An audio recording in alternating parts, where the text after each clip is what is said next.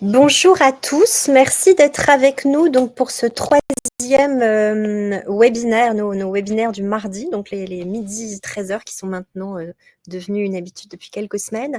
Aujourd'hui, nos échanges sont dédiés à la collaboration, puisque comme vous le savez, si vous avez regardé notre programme, la collaboration, c'est vraiment un des 4 axes essentiels pour nous, avec des mesures qu'on s'engage vraiment à prendre immédiatement en prenant nos fonctions si nous sommes élus. Et donc pour échanger sur ces sujets de collaboration qui concernent évidemment beaucoup de monde, puisque c'est une très grande partie des avocats du barreau de Paris, on a avec nous Léonore Bouquillon et Grégoire Siliol. Et je laisse Louis vous dire un mot. Alors, je tourne un peu la caméra parce que, comme vous le voyez, on n'est pas en configuration normale aujourd'hui. On est chez des confrères qui nous accueillent pour parler un peu de la campagne. Et donc, nous sommes dans leur bibliothèque pour tenir ce webinaire. Voilà, tous les deux. Alors, Léonore, merci à toi d'être là avec nous aujourd'hui. Léonore s'est installée en 2012, après 5 ans de collaboration dans des petits et des gros cabinets. Tu es maintenant associée depuis 2017 de ta structure. Léonore a une très grande expérience sur ce sujet parce que pendant 5 ou peut-être 7 ans même, tu as géré le service SOS collaborateur de l'UJA.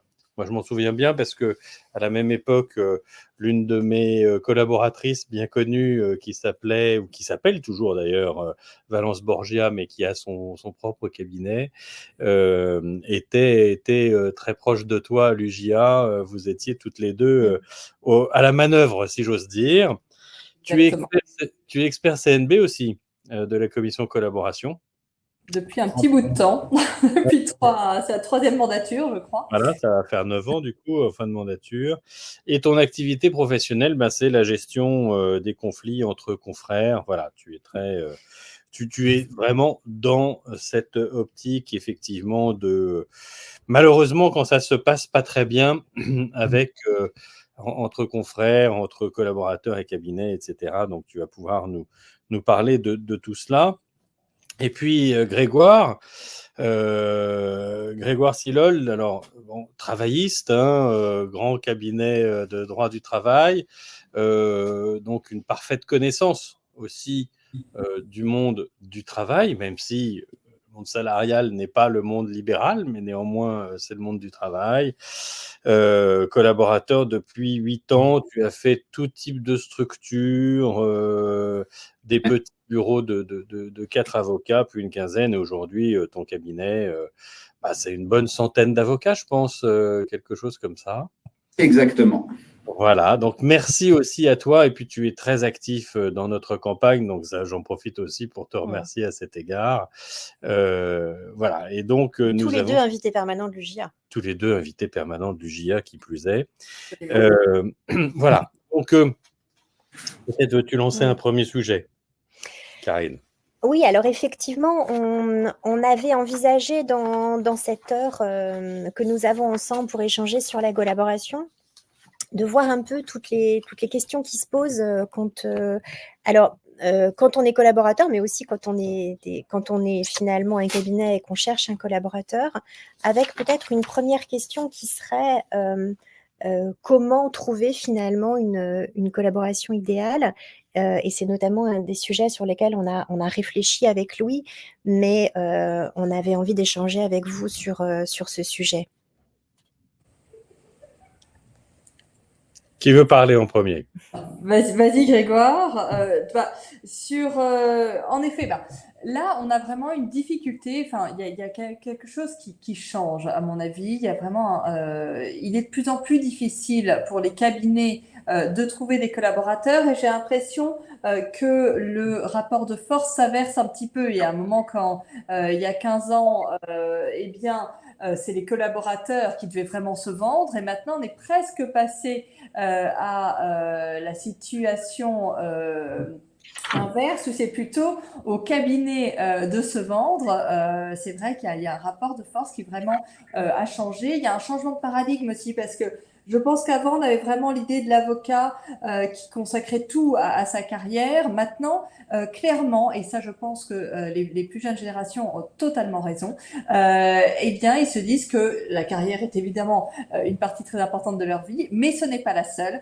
Ils ne sont plus prêts à faire tout à fait les sacrifices, et des sacrifices un peu idiots, je dirais, hein, qu'on faisait il y a 15 ans, où un collaborateur, il y avait cette espèce de culture du présentéisme, etc., etc. Moi, j'ai dans à chaque fois que j'étais à la maternité, j'ai toujours conclu, enfin, tout ça, c'est vrai que c'est pas normal quand on y pense, même si ça nous paraissait un peu évident. Et c'est là où il y a en effet deux générations qui vont devoir s'entendre pour réussir à trouver des collaborations qui conviennent à tout le monde. Alors Grégoire, je ne sais pas si tu voulais rajouter des choses là-dessus. C'est vrai qu'il y a vraiment comment faire pour que ça se passe mieux. C'est vrai qu'il y a, je pense, il va falloir qu'on apprenne à se comprendre. Et je pense que c'est passé par un excès absolument évident des plus vieilles générations ou de certaines générations où en effet cette culture du présentéisme qui est, quand on y pense, totalement idiote, et ça on revient dessus et on remet un peu les choses à leur juste valeur, et ça c'est quand même évidemment une bonne chose, mais ça demande toute une manière d'apprendre à se connaître et d'apprendre à évoluer ensemble dans le cadre d'une collaboration, le cabinet et le collaborateur. Voilà. Alors, comment faire pour trouver? Je vais te laisser Grégoire intervenir. Alors, comment faire pour trouver, en effet, là-dessus où je te rejoins, Léonore, c'est qu'aujourd'hui, il y a ce changement de paradigme, et moi, tu l'évoquais côté structure, mais moi je l'évoque aussi côté collaborateur, où l'offre et la demande a un peu changé de camp. Il y a quelques années, après, moi je le ressens avec 8 ans d'ancienneté aujourd'hui, je suis chassé de partout, à un certain nombre de cabinets. Des confrères, pour vous dire une anecdote, moi dans un dossier, la semaine dernière, j'étais avec un confrère, à la fin de l'échange qu'on a eu, m'a dit, je galère pour recruter, est-ce que vous avez des noms? On était sur un échange professionnel sur un dossier. Aujourd'hui, c'est les cabinets qui sont plus en demande que les collaborateurs. Donc, c'est vraiment ce changement de paradigme qui est quand même important avec, et là je rejoins Léonore, le changement aussi d'attitude des collaborateurs qui, soit avec le changement de vie et l'aménagement vie perso et vie pro, soit aussi du fait qu'ils sont dans une position un petit peu plus de force, vont avoir des demandes. Et aujourd'hui, pour avoir fait quelques entretiens au sein de recrutement au sein de mon cabinet, les premières questions qui nous arrivent, c'est combien il y a de jours de télétravail, combien il y a de ceci, combien il y a de cela, puisqu'ils quasiment ils benchmarkent les cabinets pour savoir où ils vont aller, alors qu'avant, c'était totalement l'inverse. Donc aujourd'hui, il y a cette rencontre qui doit se faire avec ce changement de paradigme. Au-delà, si je peux me permettre, au-delà effectivement du sujet du quotidien, avec une préoccupation qui est forte de pouvoir concilier vie privée, vie professionnelle, et donc peut-être d'organisation au quotidien, ce qu'on constate aussi quand même tous, c'est que depuis la pandémie de Covid, les vies en fait ont changé, nos vies ont changé, et il y a la dimension je suis collaborateur libéral et j'ai envie d'autre chose, mais il y a aussi la dimension de vie privée, et au cabinet, moi j'avais un membre de mon équipe dont le mari travaille dans le numérique, et ils sont passés en fait en full télétravail. Donc son mari n'avait plus aucune raison finalement d'être à Paris, et son besoin, c'était de se rapprocher de sa ville natale. Et puis un jour, elle m'a dit écoute, j'adore être au cabinet, mais mon mari est bordelais, je suis bordelaise, et moi, ma vie, elle est à Bordeaux. Donc après, nous, on a eu cette discussion, et compte tenu de son parcours dans le cabinet, on a plutôt eu envie d'aller vers une association immédiatement pour qu'elle nous développe un cabinet secondaire à Bordeaux. Mais on aurait très bien pu avoir une discussion de finalement, est-ce que réellement dans l'activité qu'elle a et dans le besoin finalement qu'on a de collaborer au quotidien. Est-ce qu'il y a un réel besoin de présence physique ou non? Et c'est un vrai sujet finalement qui se pose, hein, et parce que peut-être les gens ont plus envie d'être 100% dans Paris Intramuros, ou peut-être parce que leurs liens familiaux les appellent ailleurs. Donc on avait le sentiment avec Louis qu'il y avait vraiment un besoin de pouvoir travailler sur davantage d'expression des besoins. On s'est dit, il y a des besoins déterminés. D'abord, quand on rentre dans la profession et pour la première collaboration, c'est pas si facile de comprendre quel est le marché, comment on trouve, comment on cherche, et puis peut-être qu'est-ce qui est le plus adapté en fait en fonction des profils des jeunes. Alors, Et ouais. puis deuxième chose, on s'était dit, il y a aussi, au-delà de cette première collaboration, des besoins qui sont très spécifiques, avec des cabinets qui ont besoin de recruter sur des remplacements de congés maternité ou des remplacements de congés maladie, ou bien, donc ça, c'est vraiment des besoins spécifiques de courte durée. On s'est dit aussi, il y a des confrères qui s'installent, qui peut-être dans leur activité à un moment je sais pas, on perd un gros client et ils ont besoin peut-être de compléments de rémunération sur une période déterminée, et donc peut-être apporter de l'aide à un cabinet. Donc tout ça, ce sont des choses avec des besoins finalement de plus en plus spécifiques, avec des choses qui sont de plus en plus cousu main, et nous, on avait envie de réfléchir à ça, et donc le service qu'on voudrait créer, c'est vraiment un service en interne. Solution, effectivement. Donc moi, ce que je comprends de tout ce que vous nous dites, et c'est la réflexion qu'on a menée, donc je ne répéterai pas ce qu'a dit Karine, c'est tout simplement que la rencontre ne se fait pas entre les collaborateurs et les cabinets. Et donc, pour que la rencontre se fasse, eh bien, il faut l'accompagner, parce que les attentes ne sont plus les mêmes. Donc, vous l'avez compris, une de nos propositions concrètes, c'est un service en interne à l'ordre, un service qui va aider le jeune avocat, alors en particulier le jeune avocat qui sort de l'école, à trouver sa première collaboration. Un service qui sera donc gratuit, naturellement, informatisé, gratuit aussi bien pour l'avocat, les jeunes avocats, ça va de soi, mais aussi pour les cabinets qui ont du mal à recruter. Tout le monde a du mal à recruter, hein, comme a dit Grégoire, petit, gros cabinet, tout le monde a du mal, et tout le monde a du mal à trouver, donc c'est bien dommage. Et donc, effectivement, service professionnel qui va pouvoir travailler sur les attentes, sur les besoins, sur les nouvelles attentes et les nouveaux besoins aussi des cabinets, afin que ça matche un peu. Alors, on n'a pas de titre, de concept pour l'instant, mais c'est pas non plus le mythique de la collaboration ou l'agence de rencontre de la collaboration, mais quand même, il y a un petit peu de ça. Il y a un petit peu de ça dans le sens où les petites annonces, ça ne fonctionne plus. Donc, le côté unilatéral des choses, ça ne fonctionne plus. Donc ça, c'est un premier point important, une création que nous mènerons si nous sommes élus. Et effectivement, ce service, du coup, de RH, en fait, hein, c'est un service de relations humaines externalisé que l'on va proposer au cabinet, pourra fonctionner aussi pour fournir, si j'ose dire, ou permettre aux cabinets qui en ont un besoin spécifique et ponctuel de trouver un collaborateur ou une collaboratrice, et de permettre aussi aux avocats qui voudraient, pourquoi pas, avoir plusieurs collaborations, trouver plusieurs cabinets. Cela repose aussi, et j'en termine par là avant de passer sur un autre point, mais un point important.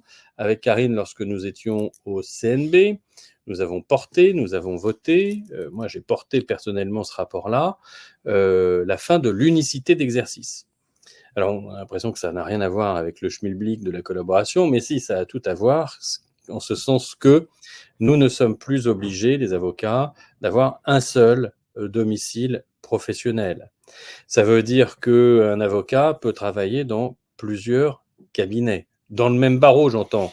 c'était possible, mais que dans des barreaux différents avec des bureaux secondaires. Donc, c'est pas ça qu'on cherche. On ne cherche pas une extension géographique des choses. On cherche plutôt un partage de temps dans plusieurs cabinets. Donc effectivement, depuis que l'unicité d'exercice n'existe plus, elle est encore peu pratiquée, il est tout à fait possible d'avoir des collaborations multiples. Et pas seulement une collaboration dans un cabinet avec les clientèles perso qui est domiciliée d'ailleurs dans ce même cabinet. Voilà, il est aujourd'hui possible de multiplier ces choses. Et l'ordre là-dessus peut aussi aider, du coup, à trouver des vraies collaborations à mi-temps. Ça sera 2 collaborations à mi-temps qui feront un plein temps, par exemple, au lieu d'avoir, comme aujourd'hui, des collaborations, enfin comme hier, devrais-je dire, des collaborations à temps partiel qui sont complétées par des dossiers perso. Enfin bref, tout ça, c'était pas, à mon sens, tout à fait clair. Réaction peut-être là-dessus, Léonore, Grégoire? Oui, non, mais c'est très intéressant parce que, on a beaucoup parlé de cette nouvelle, cette préoccupation qui vraiment arrive de plus en plus sur le premier plan de conciliation vie pro, vie perso. Il y a également une recherche de sens, vraiment, dans le choix des dossiers, dans le choix du cabinet, etc. Ça, moi, je le vois beaucoup. Je suis au conseil d'administration de l'EFB et c'est vrai qu'on voit bien qu'il y a d'ailleurs certaines matières qui sont désaimées, notamment, Grégoire, le droit du travail et le droit immobilier. Donc, voilà. Mais c'est vrai qu'on sent vraiment tout ça, si on avait un organisme qui permettait de vraiment faire mieux matcher, alors mythique, pas mythique, moi, je trouve ça rigolo, mais peu importe, mais qui permettrait justement de vraiment réconcilier l'attente tant au côté pratique, hein, vie perso, et également les attentes vraiment au niveau des valeurs et des intérêts, des dossiers, etc. Voilà, et tout le monde n'a d'ailleurs pas les mêmes envies, heureusement d'ailleurs, sinon on ne s'en sortirait pas.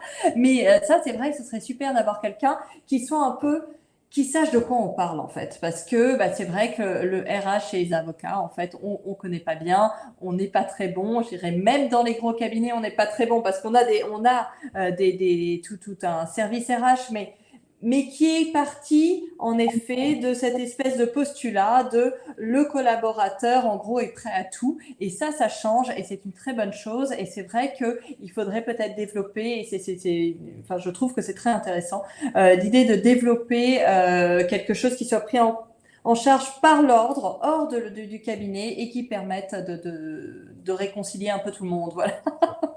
Donc, Ça permet au cabinet de se débarrasser d'une bureaucratie parfois effectivement chronophage. Ouais.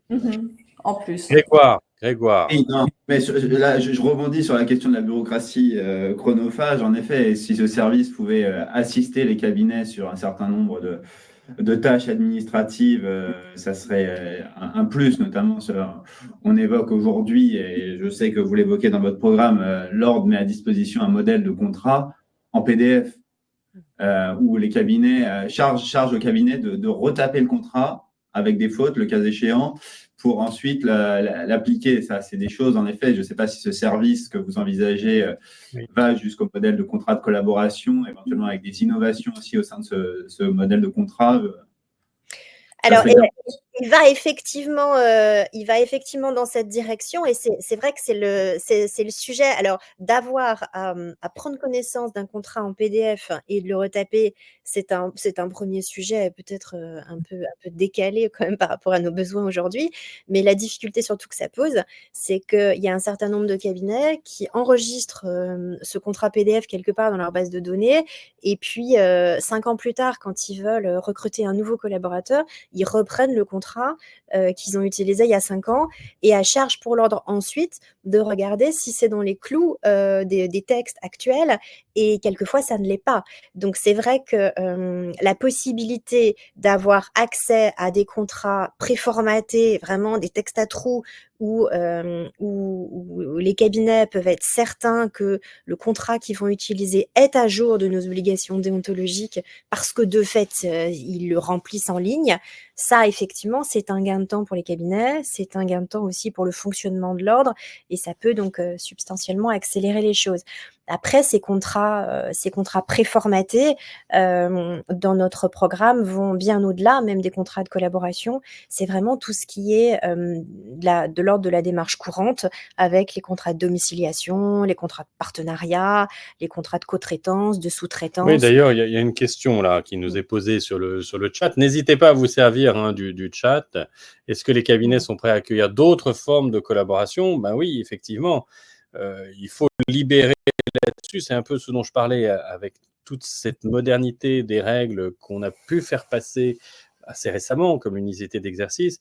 Et puis, pourquoi pas la co-traitance, pourquoi pas la sous-traitance, qui sont d'autres formes de collaboration, même si c'est pas la collaboration, on va dire, classique telle qu'on l'entend, la collaboration libérale. Pourquoi pas aussi d'ailleurs réimaginer ou reconsidérer la collaboration salariale.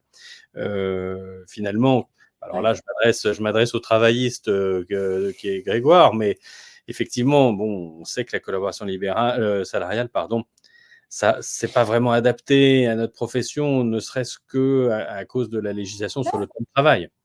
Oui, Mais bien sûr, mais surtout sur la collaboration salariale.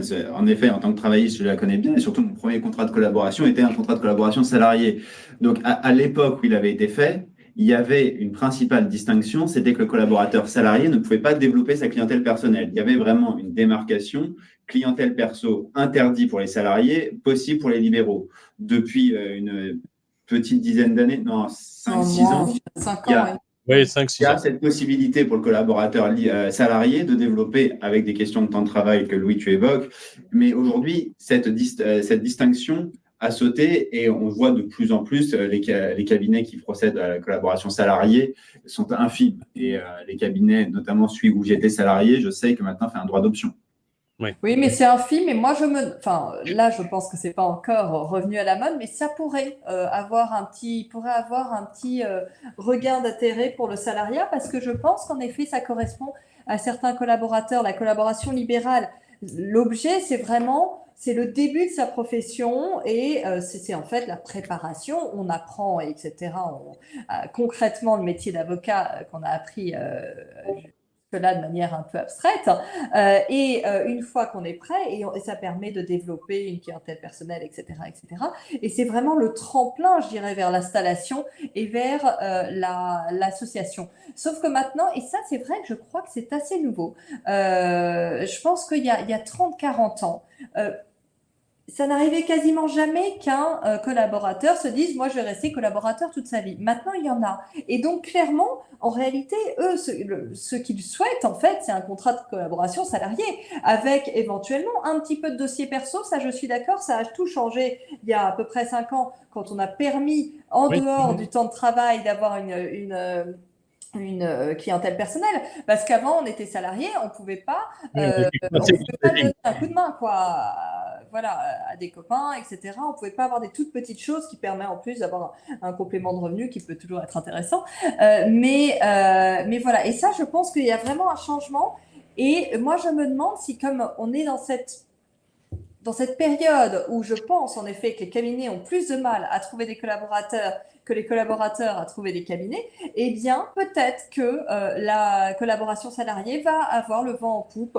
Alors, on n'y est pas tout à fait, c'est pas encore absolument évident. En ce moment, on a vraiment très clairement l'idée de le collaborant propose un contrat qui est de collaboration libérale et le collaborateur accepte ou pas, mais voilà. Moi, je me demande si un jour, il n'y aura pas vraiment cette discussion qui sera de nouveau ouverte sur plutôt salariat. Tu parlais tout à l'heure de ton ancien cabinet qui maintenant donne le droit d'option. Ben, c'est quelque chose qui pourrait, et qui est assez sain, hein, je veux dire, parce que ceux qui ont l'intention d'être collaborateurs et travailler pour un cabinet toute leur vie, ben, en fait, c'est vrai qu'en réalité, c'est la définition du salariat et il n'y a pas de raison qu'il n'y ait pas la protection du salariat, c'est-à-dire qu'on puisse, voilà, le droit du licenciement, un chômage éventuellement, etc. Donc moi, je suis sûre qu'un jour, ça va revenir, voilà. D'autant plus que il y a trop d'abus dans la collaboration libérale. Il y a un moment où, je veux dire, il y a tellement d'abus que ça ne va plus pouvoir tenir comme ça très longtemps. Et donc là, je veux dire, dès qu'on aura décidé de vraiment faire appliquer la collaboration libérale réellement, ce qui veut pas dire requalifier tous les contrats, parce que je pense qu'il y a Oui. justement, et c'est ça qui est grandiose, c'est que Un peu de sécurité juridique aussi, oui. voilà. Non, mais il y a vraiment, moi je trouve que la collaboration libérale est extraordinaire et j'ai envie de la sauver parce que je trouve qu'elle est mise en péril par le fait qu'elle soit pas, Il peut y avoir la coexistence. Coexistence. Alors, donc, est-ce que finalement tout le monde a envie d'une dimension libérale? Est-ce que certains ne seraient pas séduits par le salariat? C'est une question effectivement à se poser. Et ceux qui veulent vraiment une activité libérale, ils ont trouvé une collaboration, ils sont dans un cabinet et donc se pose la question de l'évolution de carrière. L'évolution de carrière, deux champs possibles, soit une évolution de carrière au sein de leur cabinet, soit une évolution de carrière vers un envol et une installation. Vos retours à l'un et à l'autre sur la manière dont ça se passe, les envies, le dialogue. Accompagner les collaborateurs Voilà. vers l'association. D'ailleurs, que ce soit collaborateurs libéraux ou salariés, comme on vient de le dire, il faut effectivement parler un mot peut-être sur l'évolution de carrière. On a quelques idées là-dessus, nous aussi. L'évolution de carrière, si je me trompe pas, Karine, c'était toi qui avais fait passer au Conseil de l'Ordre, alors je sais plus très bien quand c'était, et là pour le coup, il y a une bonne dizaine d'années, l'obligation d'avoir un entretien annuel pour justement faire le point, parce que c'est vrai que la vraie difficulté, c'est toi, hein, c'est bien ça. Mais, voilà, quand tu représentais l'UJA au Conseil de l'Ordre, et clairement, eh bien, la vraie difficulté est souvent sur un problème de communication entre les parties. Et c'est vrai que ça a énormément aidé. Et ça a mis un peu de temps à se mettre en place. Moi, j'ai vu dans les dossiers, je veux dire. Mais maintenant, l'entretien annuel, c'est devenu, alors pas dans tous les cabinets, mais c'est devenu quelque chose vraiment qui se fait et qui est un peu naturel. Et sincèrement, on revient de loin. Parce qu'après, on voyait des collaborateurs qui, dans leur tête, étaient là depuis 10 ans et évidemment, ils envisageaient de s'associer, etc. Et le cabinet qui, en fait, il avait un collaborateur depuis 10 ans, mais il n'avait jamais envisagé d'associer. Et en fait, les deux parties ne s'étaient juste jamais parlé de leur évolution de travail ensemble ou pas, d'ailleurs, à terme. Et là, c'est vrai que ça a été... Le concept à l'époque, c'était de se dire, alors il y avait un certain nombre de cabinets, les grosses structures qui pratiquaient déjà ça, finalement, avec une habitude aussi justement par rapport au fonctionnement du salariat, et donc ils faisaient déjà ça, mais quand même une très grande majorité des cabinets ne le pratiquaient pas, et l'idée était d'organiser, de faciliter, d'organiser, de systématiser le dialogue entre cabinets et collaborateurs pour qu'il puisse y avoir cet échange effectivement sur l'avenir commun ou pas. Alors, il y a ce premier point, on va laisser parler surtout nos invités. Grégoire, tu réagis sur associé versus collaborateur. Est-ce que finalement, c'est si bien que ça d'être associé? Alors ça, c'est une autre question. En tout cas, je rejoins ce que disait Léonore sur l'importance de l'entretien annuel. Moi, je travaille fortement avec un associé, mais on a tous les ans ce point annuel où c'est l'occasion de se discuter sereinement parce qu'on discute quotidiennement de tous les sujets, mais là, on se pose durant une heure et je trouve que c'est important de pouvoir évoquer les questions et la passerelle. Et là où je reviens sur ta question de Louis, est-ce que c'est bien d'être associé? Moi, je suis collaborateur et un jour, j'ai eu une discussion avec un confrère qui m'a fait me prendre conscience de beaucoup de choses, où un confrère m'a dit, on était à Avignon, je m'en souviens très bien, vous les collaborateurs, vous êtes des nantis. J'ai entendu cette phrase, j'ai été d'abord pas d'accord. En tant que collaborateur, j'estime que nous sommes quand même pas forcément des nantis, mais il m'a fait la démonstration que être associé ou installé, il y a des enjeux que le collaborateur ne voit pas forcément. Le collaborateur, lui, et c'est ce qu'il m'expliquait, à la fin du mois, il a sa rétrocession. Je lui ai rappelé que sans motif, il pouvait mettre fin à ça moyennant un délai de prévenance. Mais lui, il m'a dit, il y a cette rétrocession, mais moi, pour payer cette rétrocession, je sais que j'ai un point mort à la fin du mois. Si je ne rentre pas 20 ou 30 000 euros d'honoraires, je sais que je ne me paierai pas parce que je dois payer mes collaborateurs, je dois payer mes assistantes, je dois payer mes locaux, je dois payer mes imprimantes, je dois payer tout ça. Et c'est vraiment aussi un statut, quand on est collaborateur, qu'on ne voit pas forcément. Certains cabinets, via des parcours, notamment au travers des entretiens annuels et des profils intermédiaires de cancel ou autres, mettent le pied à l'étrier, mais d'autres cabinets ne le font pas. Et on ne se rend pas nécessairement compte, quand on est jeune collaborateur ou encore moi comme collaborateur intermédiaire, du temps passé en non facturable par un associé pour faire vivre la structure. Et oui. Oui, alors là-dessus, on a quelques propositions, et puis je vais répondre aux questions aussi qui se posent dans le chat. Il y a une question économique importante. Mais juste pour terminer sur ce point-là, effectivement, nous proposons des formations, qu'il y ait vraiment un cycle de formation à la préparation de l'association, à devenir associé ou à avoir son propre cabinet. Autrement dit, vraiment à gérer des cabinets comme des entrepreneurs. Et nous pensons même qu'il pourrait y avoir un partenariat entre notre école du barreau, le FB, qui est d'ailleurs le barreau de Cours, hein, et puis une grande école de commerce. Il y en a quand même pas mal en Île-de-France qu'on pourrait avoir. Et effectivement, savoir faire un business plan, savoir communiquer utilement, maîtriser des outils informatiques de gestion, c'est essentiel, parce que sinon, effectivement, on perd du temps et on se retrouve avec des cabinets qui trouvent que finalement être collaborateur, ce sont des nantis, comme tu disais, Grégoire. Autre point d'achoppement, on ne va pas tourner autour du pot, comme dit notre contributeur.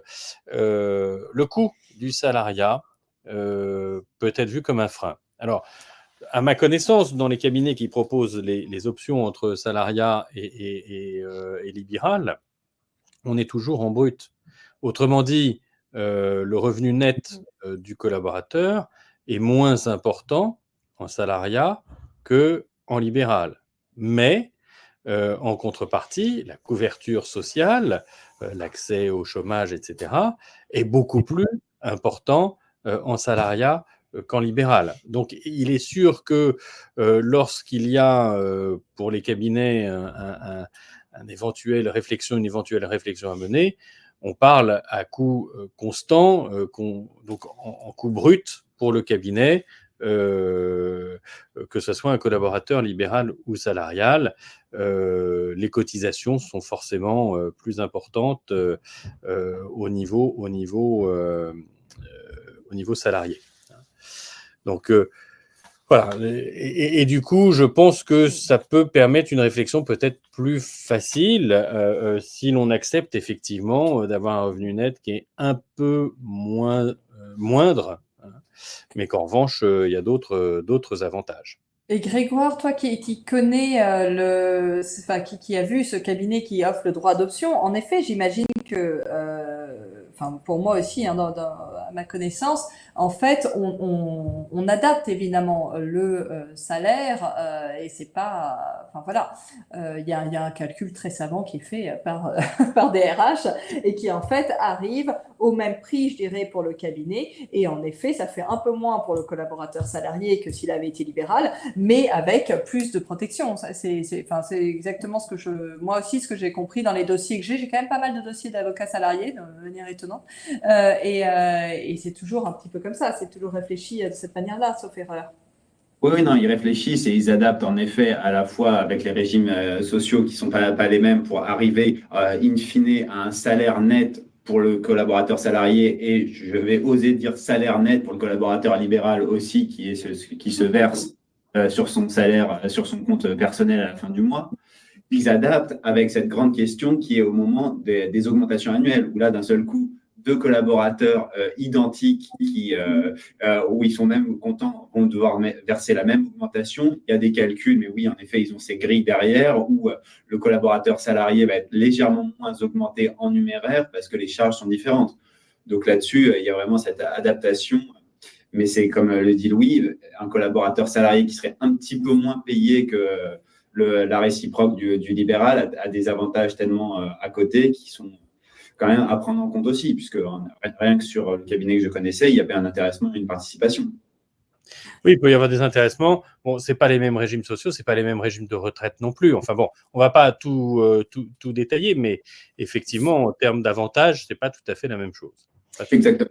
Ensuite, Grégoire, tu évoquais une discussion donc avec quelqu'un d'un cabinet qui te disait mais quand on est dans un cabinet, on a des préoccupations de coûts de fonctionnement, de locaux, etc.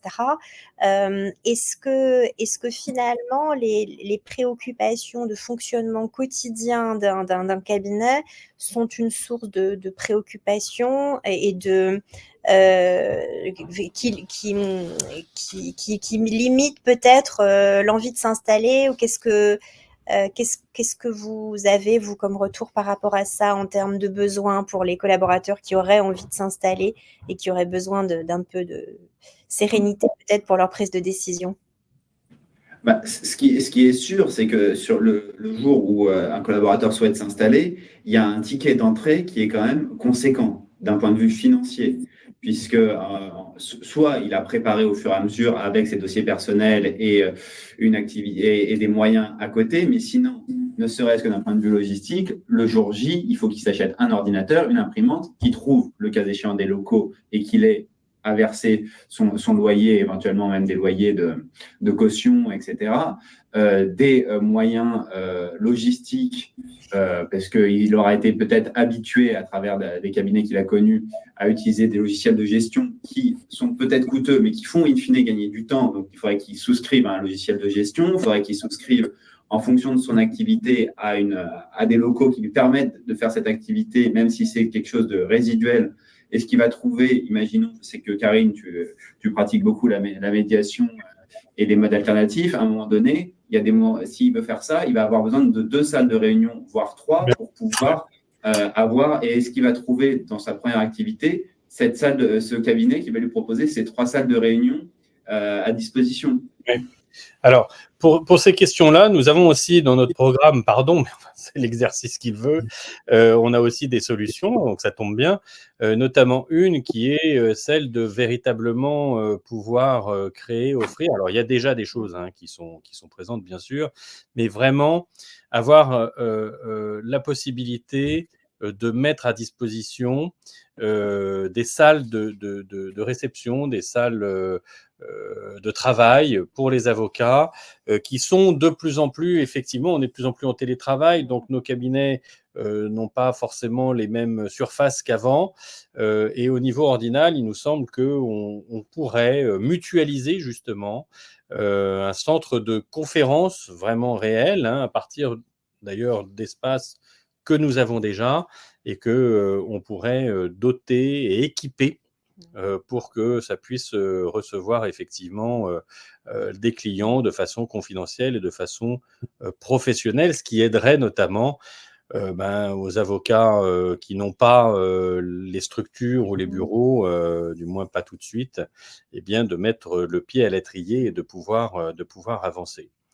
Je vois qu'on a dépassé largement la moitié de notre webinaire. On entame même le 3e tiers. Et j'aurais voulu que dans ce 3e tiers, on parle un peu, pardon, mais des difficultés, des dysfonctionnements et de l'aide que l'ordre peut et doit apporter. Donc peut-être, Léonore, je te laisse aborder ce sujet-là que tu connais très bien. Et puis, Grégoire, tu réagiras, bien sûr, pour aller ensuite vers comment on peut améliorer à la fois la prévention et à la fois la sanction, puisqu'il faut qu'il y en ait. Et là-dessus, Karine et moi, pour le coup, on est très, très clairs après beaucoup d'années de mandat, je ne compte même plus. On ne doit pas trembler devant des comportements dysfonctionnants, voire déviants. Léonore. Oui, alors quand il y a des problèmes donc, de collaboration, il y a deux. Alors c'est vrai que l'Ordre de Paris a quand même mis en place à tout un processus qui est assez bien fichu. Il y a une phase de conciliation qui est obligatoire. Alors qui est obligatoire, c'est un peu remis en cause par des décisions de la Cour de cassation de 2023, mais peu importe, qui est quand même dans les textes obligatoires normalement. Et on a une phase de conciliation devant 2 commissions différentes à Paris. Je parle vraiment de Paris là pour le coup. La commission SDR, qui est la commission qu'on va voir quand on est en contrat de travail salarié ou quand on demande une requalification en contrat de travail salarié, et la commission DEC, difficulté d'exercice en collaboration, quand on a un problème en collaboration libérale sans demande de requalification. Et voilà, c'est des commissions qui fonctionnent. C'est vrai que moi je suis toujours un peu désolée, mais ça me paraît tout à fait naturel en même temps. Mais les gens qui viennent me voir me disent toujours oui, mais l'ordre va forcément prendre le parti de l'avocat, le cabinet, quoi, parce que c'est l'important, vraiment, c'est Dieu. voilà. Et ça, moi, c'est vrai que ça, c'est quand même vraiment une bonne chose, c'est que c'est pas le cas. C'est pas le cas, je dis pas que c'est pas toujours le cas, mais dans 99% des cas, je veux dire, on a vraiment, c'est des membres du Conseil de l'ordre qui sont hyper à l'écoute, qui savent de quoi ils parlent, et qui viennent vraiment aider les confrères, les deux parties à trouver un terrain d'entente. Et on a alors, il faut faire attention, évidemment, il n'est pas question d'accepter quelque chose parce qu'on veut une conciliation envers et contre tout. Évidemment, il faut que ce soit une conciliation acceptable. On sort d'une conciliation, si on est totalement content, c'est que c'est pas normal, qu'il y a un truc qui va pas. Si on sort et qu'on est totalement mécontent, c'est qu'il y a un truc qui va pas. Donc évidemment, voilà. Mais on a quand même, je dirais, ça c'est assez bien fichu et ça c'est une bonne chose. Après, si on ne trouve pas d'accord, et il n'y a pas toujours d'accord à trouver, hein, je veux dire, quand la personne en face n'est pas raisonnable, on n'a pas d'accord et on va vers la juridiction du bâtonnier qui va rendre une décision en première instance. Et cette juridiction du bâtonnier, il y a ça vraiment, c'est de mieux en mieux, très franchement, parce que c'est vrai qu'avant, je sais plus, je crois que c'est en 2016 qu'on a eu les premières décisions. Je vais parler des grands principes dont vous allez parler, je sais, à d'autres moments, les questions de discrimination, les questions de harcèlement, mais qui sont des questions qui sont très lourdes dans les cabinets. Hein. C'est pas du tout anecdotique. On est quand même une population, un problème. Ça, je crois qu'il faut qu'à un moment, on en fasse ce constat. Et je crois qu'on l'a fait et on en tire les conséquences. Avant, on pouvait, en 2016, je crois que j'avais obtenu la première décision où on reconnaît une discrimination. Mais je crois que j'avais eu, je sais plus, 5 000 € de dommages et intérêts, un truc totalement anecdotique, alors qu'on avait une situation qui était absolument atroce. Voilà. Et maintenant, on commence à avoir des décisions avec des dommages et intérêts qui sont pas au niveau du droit du travail, mais qui commencent à être un peu sérieux et dans certains cas très sérieux d'ailleurs. Et je pense que c'est absolument obligatoire parce que sinon en fait rien ne change. Il y a des espèces de moi ce qui me choque incroyablement dans les dossiers, c'est ce sentiment d'impunité. C'est vrai qu'on a des gens qui viennent vraiment avec des dossiers et on se dit mais enfin personne n'oserait faire ça dans une entreprise. Comment est-ce qu'on peut en arriver à ce point-là? Mais il y a un sentiment de toute manière je fais exactement ce que je veux et ça commence à changer et ça c'est une bonne chose. Mais clairement ça ne changera réellement que quand on prendra nos responsabilités et qu'on sanctionnera les confrères qui ne se comportent pas bien. Je dis pas que tous les il faut pas se dire c'est vrai que je viens du GIA, etc. et je suis voilà, mais tous les collaborateurs se comportent pas bien non plus, mais tous les cabinets ne se comportent pas bien et le sentiment d'impunité, je dirais que là il est plutôt du côté cabinet quand même. Donc voilà, et ça c'est vrai que ça commence à changer tout juste. Mais voilà, moi, ce qui me choque énormément, c'est ces histoires de requalification. Quand on a des gens qui bossent de 9h du matin, 9h30, à Paris, on commence pas très très tôt, mais jusqu'à 2h tous les jours, évidemment qu'on peut pas avoir de dossier personnel. Et quand moi j'ai eu un dossier où on a un collaborateur qui est envoyé en entreprise à travailler chez un client pendant 1 an à temps complet avec des horaires de travail, on requalifie pas, c'est pas possible. Ce qui veut pas dire que ça peut pas être très bien d'aller dans une entreprise pendant un certain moment, avec la possibilité, quand on a un dossier personnel, de ne pas être là avec des horaires et de ne pas être, il envoyait ses vacances à l'entreprise. Enfin, il était totalement intégré à l'entreprise. Et c'est vrai que là, il y a un moment, il faut peut-être prendre nos responsabilités et ce n'est que comme ça qu'on avancera. Moi, les textes sont pas mal, hein. Je veux dire, les textes sont bien en fait, vraiment bien même. Simplement, le problème, c'est qu'ils sont pas appliqués. Mais s'ils étaient appliqués, ils seraient vraiment bien. Les sanctions, elles sont, je veux dire, on a une nouvelle sanction qui est arrivée il y a pas très longtemps, qui est l'interdiction pour un collaborant qui se comporte mal de réembaucher et de superviser des stagiaires et tout, qui est hyper intéressante. Alors là, c'est en train de se mettre en place, c'est pas forcément facile, mais il faut trouver un moyen, je veux dire, d'avoir des sanctions qui mettent un terme à ce sentiment d'impunité. Et une fois qu'on aura combattu le sentiment d'impunité, on aura déjà fait la moitié du travail. Ça ne sera pas fini. Mais on aura déjà fait tout un énorme chemin, à mon avis. Voilà.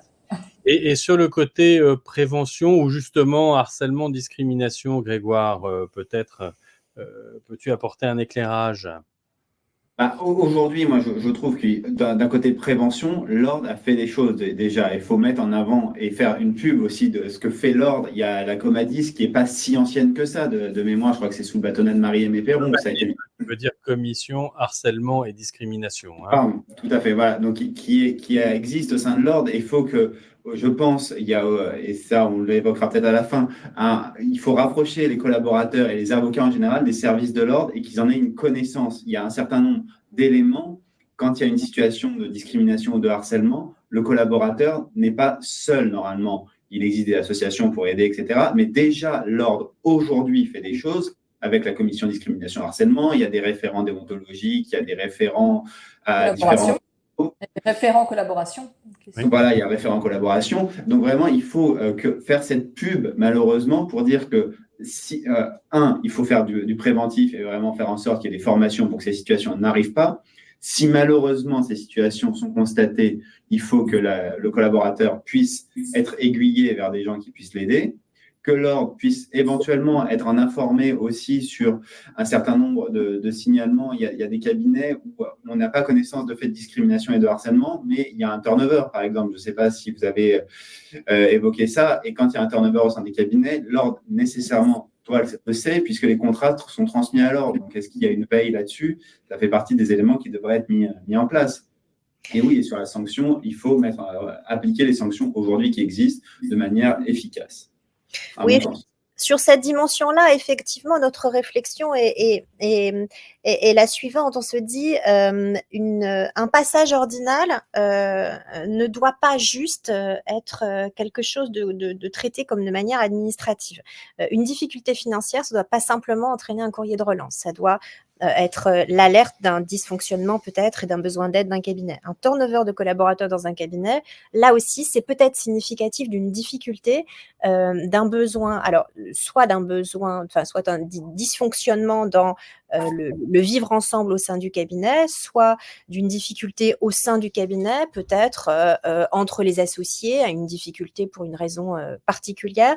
Et ça, effectivement, le process du lanceur d'alerte, ça, on y croit beaucoup, avec peut-être des besoins qui vont être révélés tout simplement en termes de formation, où on se dit, gérer une équipe, ça s'apprend. On évoquait tout à l'heure des besoins qui sont différents, alors qui sont liés soit à des différences de préoccupation pour des raisons générationnelles, ou de différences de point de vue. En tout cas, gérer une équipe, ça s'apprend. Et on se dit qu'il peut y avoir des formations effectivement qui pourraient aider au vivre ensemble, avec peut-être même des formations qui pourraient être obligatoires dans des situations particulières. Quand il y a effectivement une difficulté de fonctionnement, un cabinet doit être tenu de suivre une formation particulière pour pouvoir gérer ce vivre ensemble qui est essentiel dans le plaisir d'exercer. Oui, alors je vois que malheureusement, mais il va se reconnecter, Grégoire a disparu, petit problème technique. Juste 2 points très rapidement.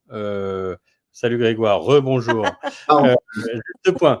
Quand Karine parle de lanceur d'alerte, on n'a pas non plus la culture de la dénonciation. Ce que l'on veut dire, c'est qu'on a des outils possibles, enfin on a les informations à l'ordre, et il faudrait se doter des outils qui permettent de la traiter. Autrement dit, lorsque à l'ordre on voit passer tous les contrats de collaboration et on voit passer tous les changements d'adresse, il devrait y avoir le moyen informatique de pouvoir croiser ne serait-ce que ces 2 informations-là pour se rendre compte que peut-être il y a un gros turnover dans certains cabinets. Ça ne veut pas forcément dire d'ailleurs que le cabinet est mauvais en soi. Ça peut vouloir dire que le cabinet va mal pour d'autres raisons. Donc, c'est pas forcément pour aller vers une sanction, mais c'est plutôt pour aller vers une prévention. Et nous, nous sommes très attachés à cet aspect de prévention que je ne redéveloppe pas puisque Karine l'a très bien fait. Sur la sanction, ce que nous trouvons absolument inacceptable, c'est la récidive, en fait. Autant, bon, même si on préférait qu'il n'y en ait pas, mais ça peut se comprendre qu'il y ait, pardonnez-moi l'expression, mais un pétage de plomb à un moment et que ça se passe mal entre un collaborant et un collaborateur. Mais si la chose vient à se répéter, là, on tombe un petit peu dans ce que disait Léonore, c'est-à-dire on se trouve dans des situations, oui, effectivement, préoccupantes.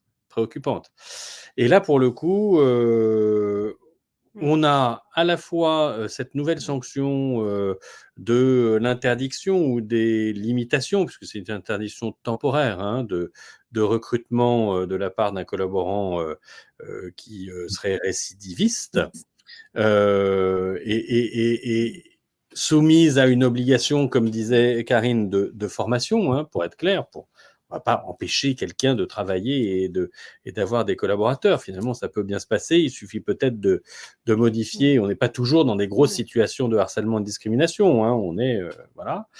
Et puis, pourquoi pas aussi un système un peu de bonus-malus, parce que il faut aussi récompenser les cabinets et les collaborants qui sont bons. Donc, pourquoi ne pas avoir un peu... Pourquoi parler toujours de malus, quoi, en fait hein. Pourquoi ne pas avoir un peu de bonus? C'est un peu dans l'air du temps, hein, on le voit avec notre bâtonnier actuel. Hein, ceux qui font bien leur formation ont un bonus, puisqu'ils vont avoir une petite réduction ou une grosse réduction même des cotisations sociales, des cotisations, pardon, ordinales. Ben, c'est un peu la même chose. Un peu la même chose que l'on voudrait réfléchir et instaurer dans le cadre, effectivement, de la bonne gestion, du bon management d'un cabinet. Réaction sur ces propositions de programme, peut-être?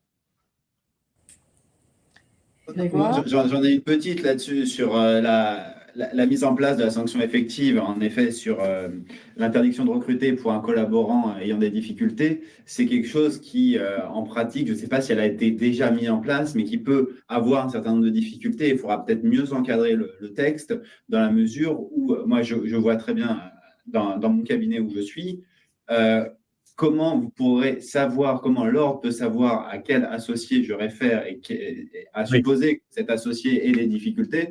J'ai un contrat qui a été signé par le managing partner. Mon associé qui est en charge de moi n'est absolument pas mentionné. Il n'y a pas écrit que je travaille dans l'équipe de maître Intel. Non, bien sûr, il faudra affiner et raffiner l'information. Oui.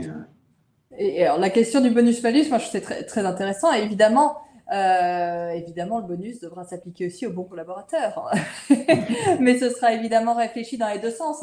Parce que, voilà, mais je trouve que c'est très intéressant. Et en effet, c'est vrai que cet exemple de la baisse de 300 € des cotisations ordinales, si on a bien fait ces formations, c'est assez malin. C'est évidemment quelque chose qui engage à bien se comporter, je dirais, en fait, à être normal, hein, soyons clairs. Mais si on a une petite incitation, ça fait jamais de mal. Alors, on arrive un peu au bout, mais les 5 dernières minutes, quand même, on a une dernière question à vous poser. Comment peut-on faire pour rapprocher les collaborateurs ou les jeunes avocats plus de l'ordre et des questions de la profession? En réalité, ce qu'on voit, c'est que à peine sortis de l'école, il y a encore, par enthousiasme, peut-être même par idéalisme, si je suis cynique, un intérêt pour l'ordre. Et puis ça s'amenuise quand même, avant de reprendre un peu plus tard, peut-être, lorsque on a eu des difficultés de vie professionnelle et donc besoin de l'ordre. Effectivement, on commence à se réintéresser. Mais à votre avis, que peut-on faire pour effectivement rapprocher l'ordre des collaborateurs et vice-versa?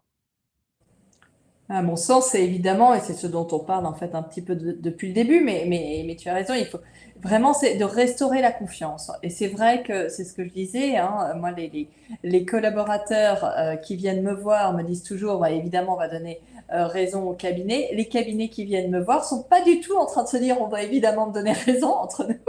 Alors, ils sont peut-être un peu moins terrorisés parce qu'ils n'ont pas ce qu'ont comme idée les collaborateurs, c'est qu'ils vont être mal vus pour toujours, quoi, et que on va les blacklister dans tous les cabinets parisiens, ce qui est évidemment à l'échelle du barreau de Paris n'est évidemment pas le cas, mais quand on est dans la situation, c'est en même temps un sentiment tout à fait naturel. Les cabinets, ils ont aussi très peur, hein. Faut pas du tout croire que les cabinets ont le sentiment qu'ils vont toujours avoir raison.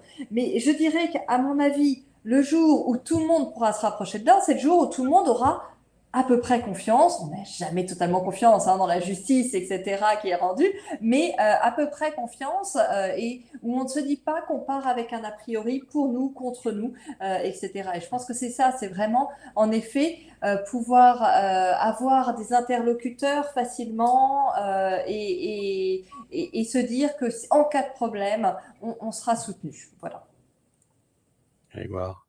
Oui, moi, pour rapprocher les avocats de l'ordre, je pense qu'il y a une démarche, il faut que l'ordre soit un petit peu proactif au début. Moi, je sais que j'ai accompagné un petit peu dans le cadre de SOS Collaboration, assez peu par rapport à ce qu'a pu faire Léonore, mais quelques confrères qui ont eu des difficultés. Et une ou deux fois, les confrères m'ont dit, c'était des jeunes qui venaient de prêter serment, ils ont un référent à l'ordre, ils ont un MCO et un membre du conseil de l'ordre référent, mais ils m'ont dit, j'étais dans une difficulté, j'ai appelé l'avocat rapporteur, cet avocat qui a contrôlé le contrat de collaboration, parce que ce membre du conseil de l'ordre référent, je ne le connais pas, mais le rapporteur, j'ai déjà échangé une première fois avec lui, la glace était brisée, donc j'ai plus facilement pris contact avec cette personne que des gens qui nous sont totalement étrangers.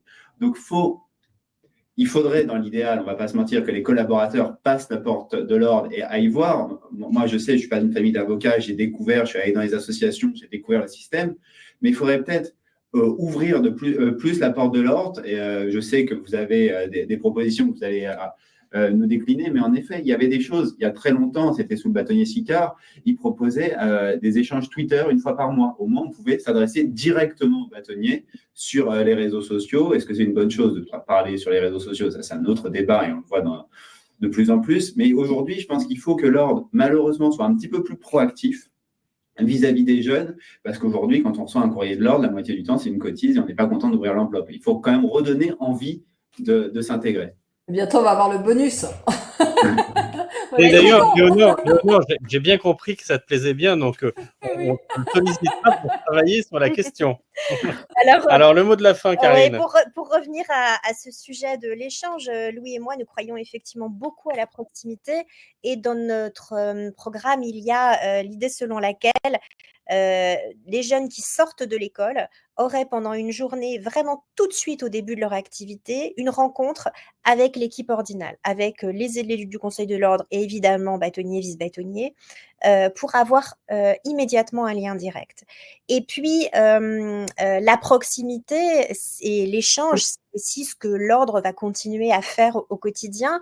Une fois qu'ils ont effectivement rencontré les élus, une fois, c'est bien, mais ce n'est pas suffisant. Donc, Louis et moi, nous voulons vraiment tenir une permanence pour que les confrères aient directement accès à nous, et ça de manière régulière. Et puis aussi organiser des échanges entre les confrères, parce qu'encore une fois, pour revenir au sujet précédent, il y a une dimension libérale dans notre activité et puis une dimension de plaisir d'exercer. Et l'organisation de rencontres régulières entre confrères, c'est le plaisir d'exercer, c'est le développement de réseau, c'est presque un équivalent de BNI des avocats qu'on pourrait organiser, et puis de rencontres aussi régulières avec les magistrats. On en a été beaucoup privés, donc cette proximité, cet échange pour le plaisir d'exercer au barreau de Paris. Voilà, donc nous arrivons au bout de ce webinaire. Moi, je remercie beaucoup tous celles et ceux qui ont participé, naturellement nos intervenants, Léonore et Grégoire. Merci à vous. Le mot de la fin, c'est le mot du lien, de recréer le lien. Le lien, c'est l'humain, et vous verrez que dans notre programme, nous avons un axe complet sur l'humain, c'est très important. Donc, n'hésitez pas à venir visiter notre site et vous en saurez plus. À mardi prochain pour un prochain webinaire, si on ne se voit pas avant, dans les divers événements de la campagne. Merci beaucoup à toutes et à tous. Merci à tous les deux. Merci à tous. Merci à vous. Wow.